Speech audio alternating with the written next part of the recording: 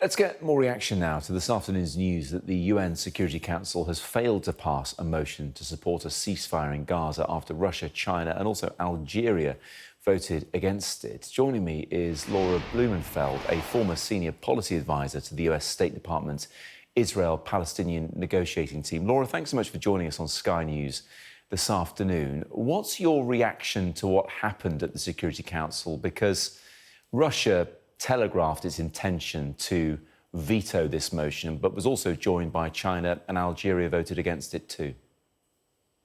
Right. Well, it's the fourth UN Security Council failure to bring an end to this war, at least at the UN level. And in a sense, Russia, China, and Algeria handed a gift to Israel, because now nobody can hold them accountable, first of all, the United States, for the toughening language that they presented in their draft resolution. So what does the US do next? Because we know that Antony Blinken is in the region. He's made an impromptu stop in Israel to speak to Benjamin Netanyahu, and we are expecting to hear from him on Sky News at some point this afternoon. But the onus really is on him to do some good diplomatic work at the moment, isn't it? Absolutely. Look, today we're watching a three-ring ceasefire circus to bring an end to this war, or at least a ceasefire. It went up in flames at the UN. The second ring is Secretary Blinken, who's bringing a very strong message to Prime Minister Netanyahu and the war cabinet, not only not to go into Rafah, which they view as a disastrous humanitarian challenge, but also to surge aid to the people who desperately need it in Gaza. And then the third ring, of course, is in Doha, where you have negotiators working furiously toward a hostage deal. The United States believes that once you take the hostages out of the equation, it lowers the heat on the crisis all around, and there's more of an opportunity to bring peace. The United States sent CIA Director Bill Burns as a kind of booster rocket to see if they can get that off the ground. So we have two other rings to watch today. What about, well, rather, what does this do for President Biden? Because he seems a bit damned if he does and damned if he doesn't right now. Yeah, it's very complicated for Biden for two reasons. The first is just the human toll is intolerable to him as well as people around the world, and that's real. The second thing is the timing. He's running for president. It's a tough race. He's got pressure from within his own party and then, of course, from around the world. He's tried in the last week to perform almost what I would call a political amputation of Prime Minister Netanyahu, to separate Netanyahu's toxic war policies to save the patient state of Israel, which he still supports.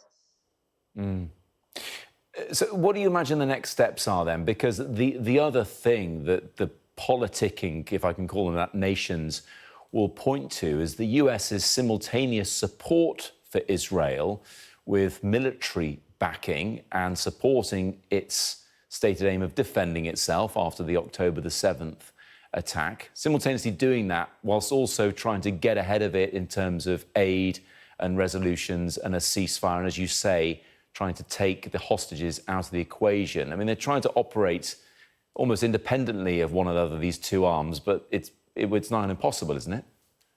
Yeah, it's from the beginning, this has been, Biden on a wire with no net, right? Trying to balance these two needs.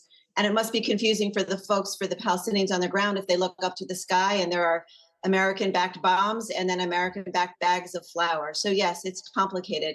But I think as he tries to weave through the next couple of days, the hope is that there will be a breakthrough, and at least a temporary, if not a permanent a pause on the hostilities, and then find their way to a broader solution.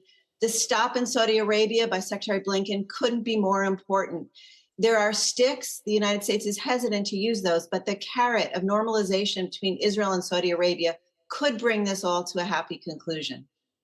Yeah, Laura, just final couple of questions on this. I'm going to put you on the spot slightly. Does it feel to you, in your experience, like we are in more of an end game now for all of this, or have we not got closer to resolution?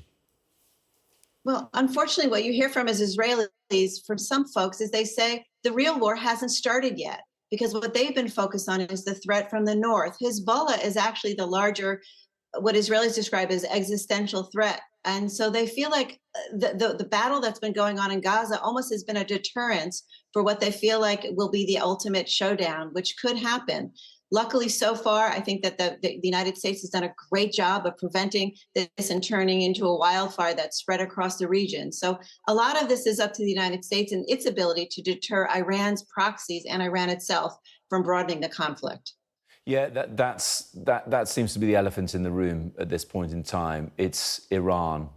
Things have gone a bit quieter with the Houthis and attacking ships passing by, but their support, as you say, of Hezbollah is an interesting thing to focus on.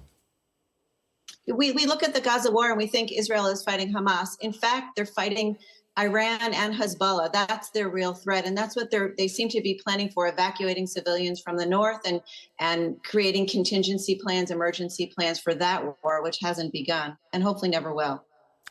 Laura Blumenfeld, really appreciate you joining us here on Sky News this afternoon with your expertise. Thank you very much indeed. Let's get some